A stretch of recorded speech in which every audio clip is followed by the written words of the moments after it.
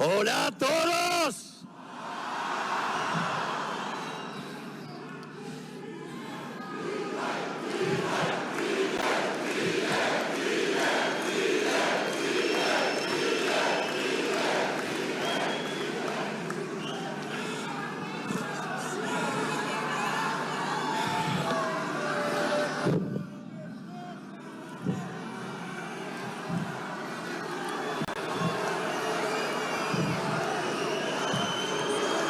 La casta y los socialistas tienen miedo.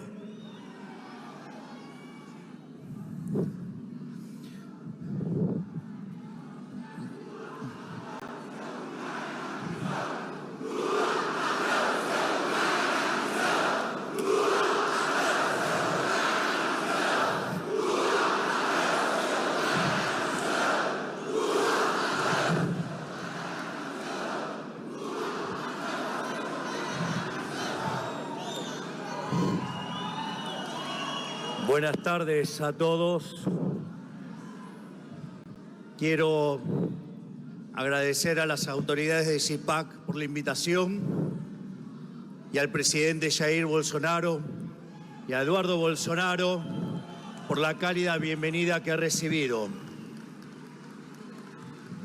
Realmente me hacen sentir como en casa y es siempre un placer estar entre amigos. Hoy quiero hablarles de la receta económica y cultural del socialismo en América Latina, sobre que ellos están equivocados y nosotros tenemos razón, y cómo se está librando la batalla por el destino de la Argentina desde que asumimos la presidencia. Si analizamos los distintos casos de gobiernos socialistas o de izquierda en América Latina en los últimos 20 años, encontrarán seguramente una serie de denominadores comunes que aparecen en conjunto y que constituyen una verdadera receta del desastre, tanto en lo económico, en lo social, en lo político y en lo cultural, porque hay una relación de causalidad entre todos estos elementos y no es una mera coincidencia.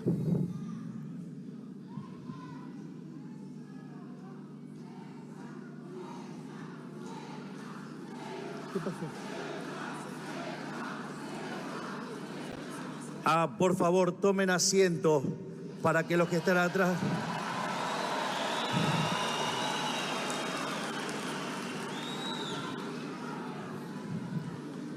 ¿Estamos bien ya?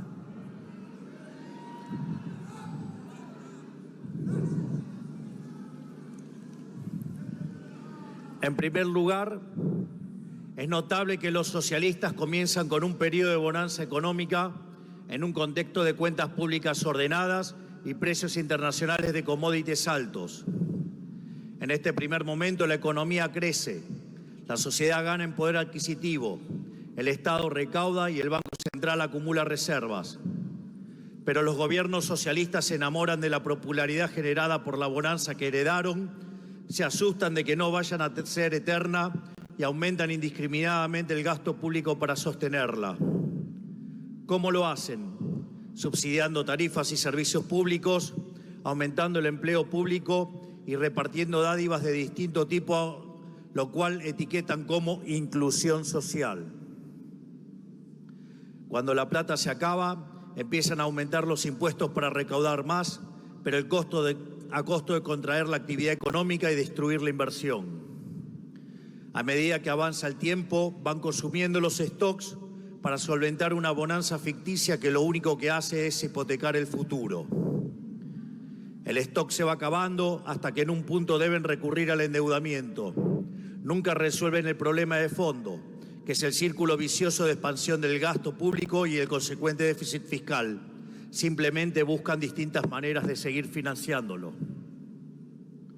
Cuando ya no pueden recurrir a los impuestos o al endeudamiento, recurren al peor de todos los males, que es la emisión monetaria, destruyendo así el valor de sus monedas y condenando a toda la población a la pobreza. En el camino ponen regulación sobre regulación ante cada problema que aparece con tal de no solucionar el problema de fondo. Y en cada uno de esos parches le inventan un negocio a algún amigo, generando una casta de empresarios prebendarios protegidos por el poder político, que compiten artificialmente pescando en una pecera. El costo de todo esto, tarde o temprano, la paga la gente. La misma gente que los gobiernos socialistas dicen proteger, pero que realmente quieren esclavizar para conseguir una base de apoyo cautiva que les permita permanecer en el poder. Porque no podemos engañarnos. Lo único que les interesa a los socialistas es el poder por el poder mismo.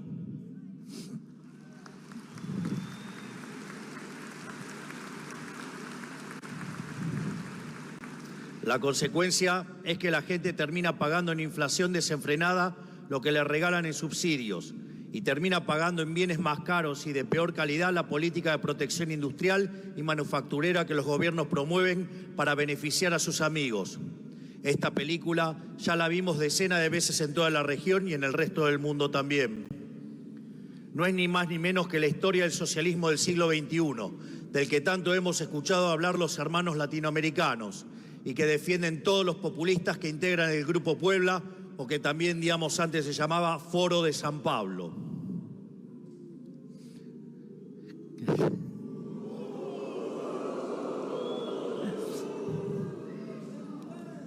No hace falta que les cuente en detalle cómo la aplicación de esta receta del desastre funcionó en la Argentina en los últimos 100 años, y en particular en los últimos 20. Alcanza con recordar que tuvimos déficit fiscal 113 de los últimos 123 años, que nuestros políticos irresponsablemente multiplicaron nuestra base monetaria 25.000 trillones de veces en los últimos 70 años. Y esto no es una hipérbole, es un dato duro. Alcanza con recordar que de 1975 para acá, el porcentaje de argentinos por debajo de la línea de pobreza se multiplicó por 10, que tenemos el mismo PBI per cápita que en 2007 y que la economía formal no genera empleo genuino desde hace más de 10 años. Y basta con ver, con mucha bronca, que mientras nosotros nos hundíamos, el resto de los países que tuvieron economías más liberales progresaron. Pero aún así, dentro de lo que es el derrotero de casos de estudio del socialismo latinoamericano, la catástrofe argentina puede ser tomada como un caso intermedio. La pregunta es ¿por qué? Porque por más que lo intentaron, nunca lo lograron llevar el programa socialista a sus últimas consecuencias, porque nunca pudieron terminar de subyugar a la sociedad, porque encontraron un límite en un pueblo rebelde que vela por su propia libertad, que protege con uñas y dientes su propiedad de las garras confiscadoras de los políticos y que se resiste a ser dominado.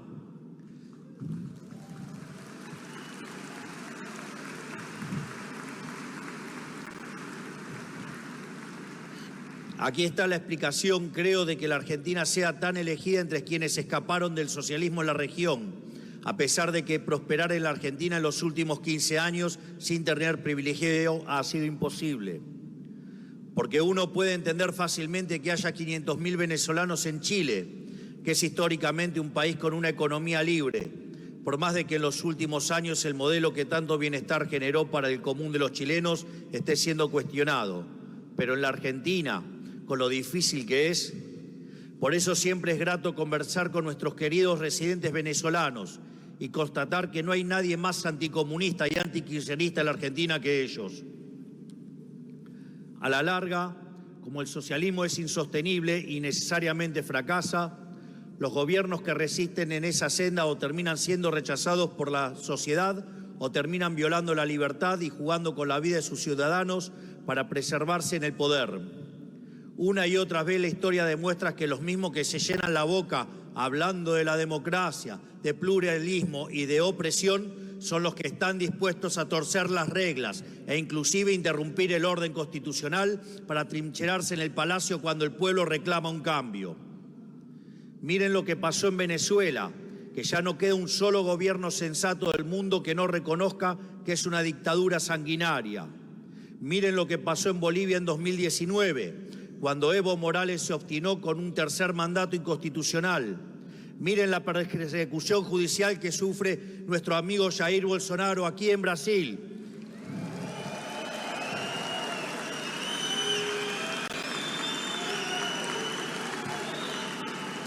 Y miren lo que está pasando en Bolivia ahora mismo. Están dispuestos a montar un falso golpe de Estado con tal de sumar algún puntito que otro más en una elección.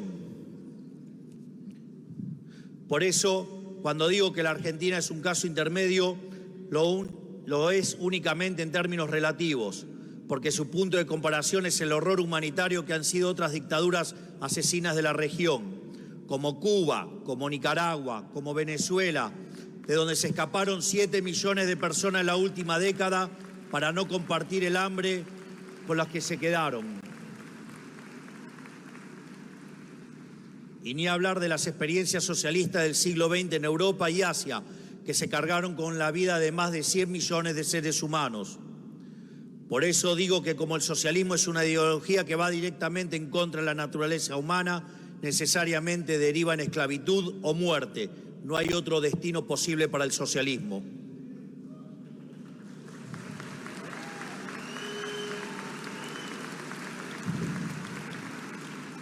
Pero obviamente el descenso al socialismo no ocurre de la noche a la mañana ni sale de un repollo. Nada de esto es posible sin un esfuerzo cultural constante por esmerilar a quienes defendemos el libre mercado, el capitalismo y a los valores que hicieron de la civilización occidental la punta de lanza de la historia del progreso humano. Esfuerzo que lamentablemente muchas personas de poder e influencia en el mundo libre han tomado como dado. Solo fíjense las ideas que defienden muchos organismos supranacionales, las ONG, las instituciones educativas y la industria del entretenimiento y los medios de comunicación. Uno se pregunta, ¿por qué lo hacen? En algunos casos lo hacen desde un lugar bien intencionado, en el afán de ser buenos o solidarios. En muchos casos también porque son socios hipócritas y viven del financiamiento que el socialismo le permite.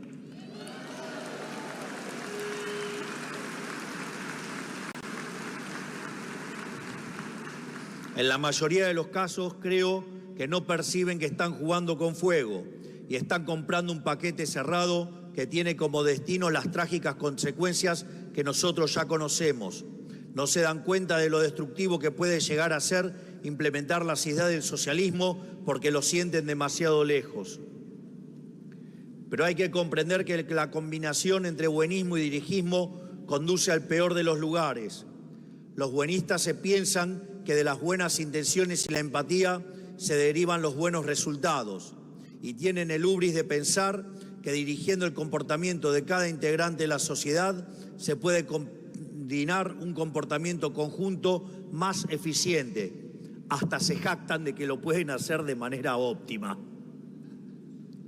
O sea, ven un problema y asumen que la solución es tirarle el Estado encima. Y a eso le llaman justicia. Pero Hayek nos enseñó que aquí radica la fatal arrogancia del ser humano y cada vez que el Estado interviene genera un resultado peor a que si no se hubiera intrometido. Tomemos por ejemplo la libertad de expresión, un valor fundamental de la democracia y que sin embargo se encuentra cuestionado en las principales potencias del mundo con la excusa de no herir las sensibilidades de nadie o respetar supuestos derechos de algunas minorías ruidosas que quieren imponer su visión minoritaria al resto de la población.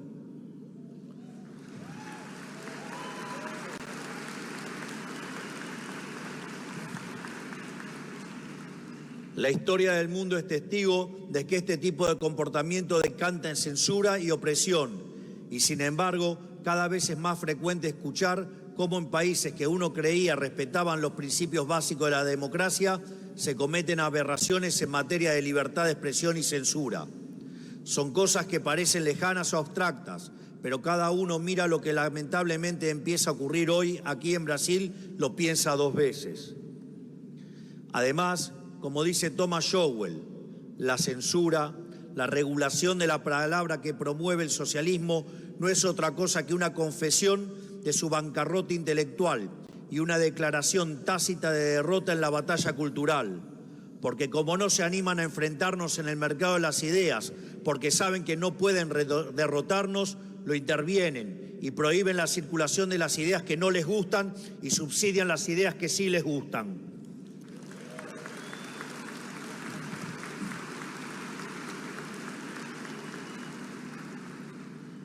Es momento de que recuperemos el concepto de justicia, del que ellos se creen los dueños, pero que realmente han manchado.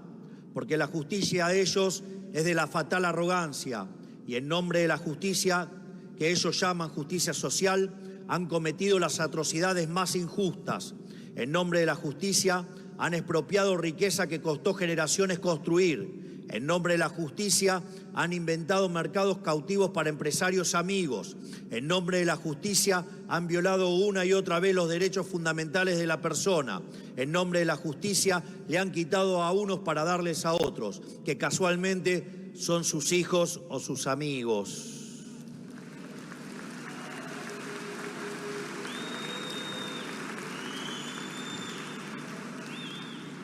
Si tienen alguna duda, vayan a ver cómo viven las familias de estos adalides del socialismo del siglo XXI. Vean cómo vive la familia de Maduro. Vean cómo viven los hijos de algunos de los de su propio país. Son todos multimillonarios que viven como si hubieran inventado a Google. Por eso, ellos perdieron el derecho a hablar de justicia, y no solo por todas las atrocidades que cometieron o avalaron, también porque tienen fundamentalmente una comprensión equivocada de qué es la justicia. Porque saben que cuantas más regulaciones y restricciones tiene una sociedad, menos justa es.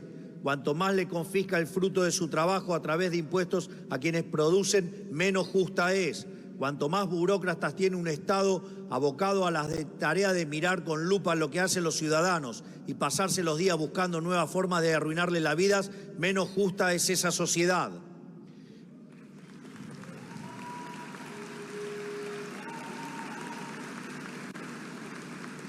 Incluso, cuanto más leyes tiene un país, menos justo es, sobre todo si se trata de leyes que ponen en cuestionamientos los pilares de nuestra sociedad y de nuestro derecho constitucional, que son la defensa de la vida, la libertad y la propiedad.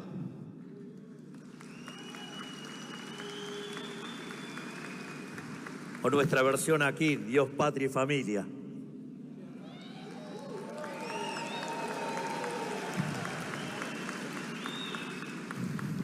Porque justicia no es que todos seamos iguales. Justicia es quien se esfuerza y se aplica pueda apropiarse del fruto de su esfuerzo y que no tenga que ver progresar en la vida al que no hace nada, pero tiene un amigo en el poder. ¿Cuántos casos?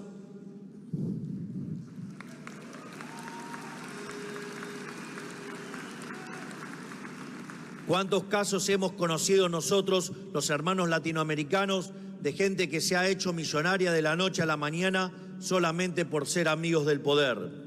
Esa es la historia del socialismo del siglo XXI. Justicia es que cada persona pueda traducir ese esfuerzo a ahorro y poder invertir ese ahorro en tener una vida mejor para sí y para su familia.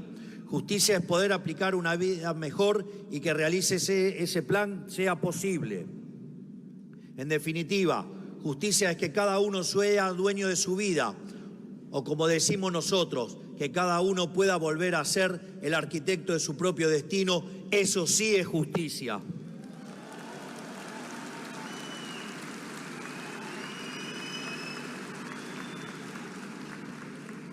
Por eso es falso que la izquierda sea la ideología de los pobres y los oprimidos.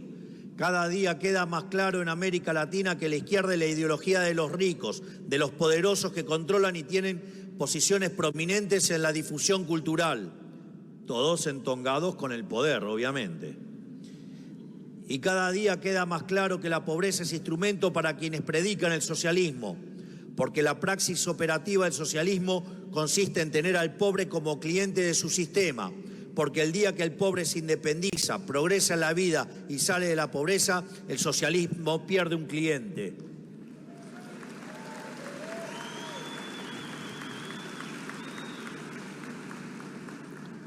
Pero obviamente quieren que les cuente algo de Argentina.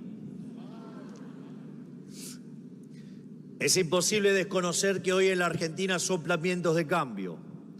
Digamos, ustedes conocen la historia argentina muy bien. ¿Se imaginaron alguna vez que iban a ver a alguien como yo sentado en el sillón de Rivadavia? ¿Se imaginaron que iban a escuchar a un presidente argentino defender las ideas que defiendo yo con la convicción de cambio radical que tengo yo? ¿O se imaginaron alguna vez un liberal libertario presidente de un país?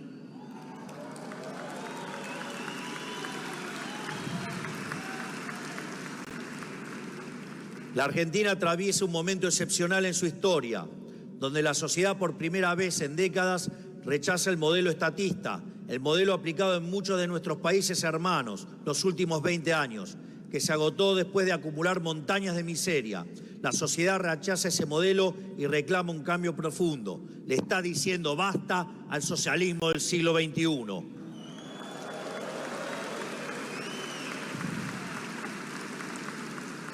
Pero incluso después de todo el daño que han hecho los socialistas, después de dejar un país con 15 puntos de déficit consolidado, ahogado en deuda y sin credibilidad crediticia, y que hubo que rescatar de una inminente hiperinflación, después de todo eso siguen haciendo lo imposible para boicotear la única salida al desastre que ellos mismos generaron. A esta altura del partido, a 7 meses de haber asumido el comando de la nación, somos el gobierno que más palos en la rueda ha recibido de la historia. Y queda claro que no van a titubear en oponerse a todo lo que intentemos, sin importar cuánto los argentinos de bien necesiten y demanden esos cambios. Por eso han hecho lo imposible para boicotear la desregulación del mercado laboral que impulsamos. A pesar de que la Argentina necesita más trabajo y de mejor calidad, no menos. A pesar de que está claro que la única forma de que haya más y mejor trabajo es con más y mejores empresas. Y para que haya más y mejores empresas, contratar tiene que ser una opción viable, no un acto de caridad. Aún así se oponen.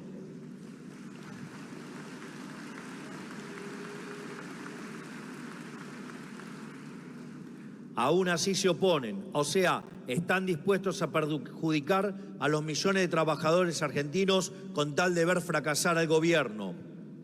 Por eso también han hecho lo posible para boicotear la promoción de inversiones, inversiones que no venían por la inseguridad jurídica que ellos mismos generaron. Hay que recordar una obviedad: sin inversión del privado no hay actividad económica genuina y no hay inversión privada si no es rentable para una empresa invertir. Punto. De modo que o no comprenden una premisa básica de la economía, los cuales los vuelve incapaces de gobernar el país, como ya lo demostraron, o están activamente tratando de boicotear al gobierno y asegurarse de que haya un fracaso. Pero todo esto no debe ser una sorpresa para nosotros, porque en el fondo ellos no solo prefieren que nosotros fracasemos, no solo les conviene electoralmente que fracasemos, sino que lo necesitan en un nivel vital.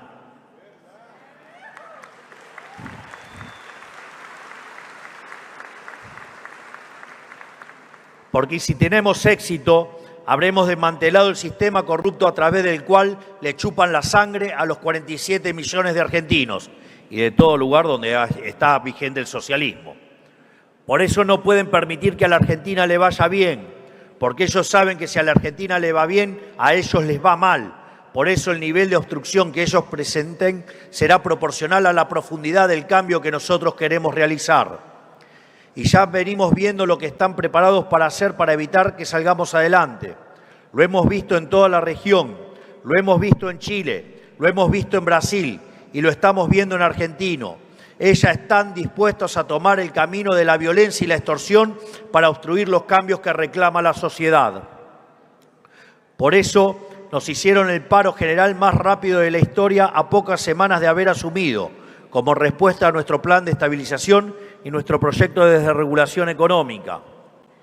Y por eso hace algunos días enviaron un pequeño ejército a sembrar el caos en las puertas del Congreso, incendiando autos y vandalizando la ciudad en busca de extorsionar a los legisladores para que rechazaran nuestras reformas.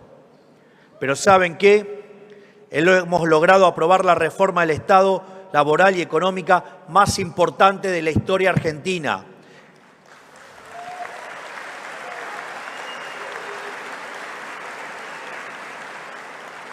Hemos aprobado una reforma 5 veces más grande que la de Menem, que había sido la reforma más grande de la Argentina. Y si además le suman el decreto de necesidad y urgencia de cuando asumimos, hoy las reformas son 8 veces más grandes que la reforma más grande de la historia argentina. Es decir, estamos llevando a cabo no solo la lucha contra la inflación, sino que estamos transformando de cuajo a la economía argentina.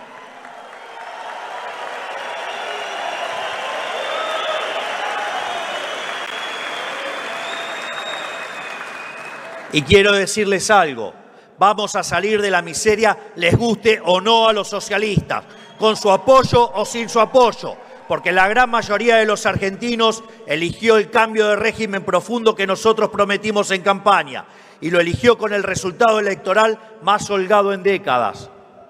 Y nosotros tenemos el compromiso indeclinable de cumplir con la voluntad de la mayoría, aunque los beneficiarios de este sistema corrupto, parasitario y empobrecedor muevan cielo y tierra para boicotearnos. No pasarán, no lo lograrán. Vamos a sacar al país adelante.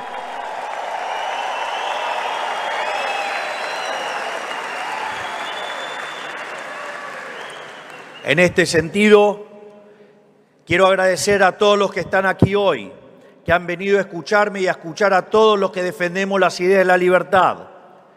Quiero decirles que soplan vientos de cambio en el mundo, que las ideas del socialismo empobrecedor han fracasado y la gente lo sabe. La gente sabe que el socialismo es siempre y en todo lugar un fenómeno empobrecedor y violentamente asesino, y por eso se están extinguiendo y los vamos a sacar a patadas de todos lados donde estén.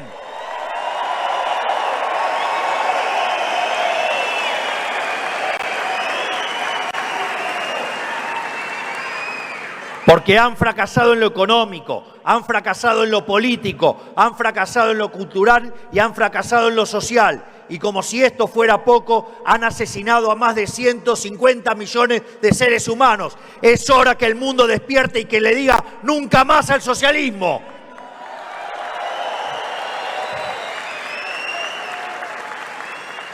Porque el socialismo es la ideología del resentimiento, la envidia y el odio. Pero además de todo eso, el socialismo es la idea del fracaso. Nadie sabe más de esto que nosotros, los hermanos latinoamericanos. Pero ese viento de cambio que empezó en Argentina y hoy recorre el mundo, llegará a cada rincón a donde la libertad esté reprimida. Porque la historia del ser humano es la historia de la libertad y no hay nada ni nadie que pueda detenerla.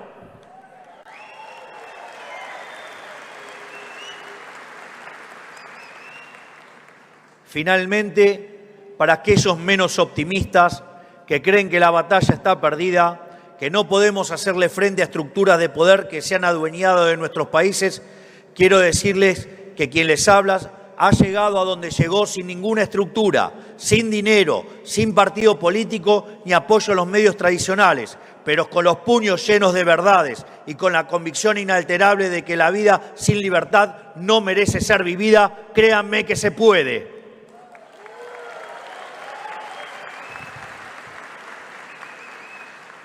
Así es que hoy quiero decirles, confíen en ustedes mismos, háganse dueños de su destino, den la pelea en cada rincón en donde sea necesario y tengan fe que si lo hacen con convicción lograrán el objetivo. Porque como dice el libro de los Macabeos, la victoria en la batalla no depende de la cantidad de soldados, sino de las fuerzas que vienen del cielo. Y esto recién comienza. ¡Viva la libertad, carajo! ¡Viva la libertad, carajo! ¡Viva la libertad, carajo! Muchas gracias a todos.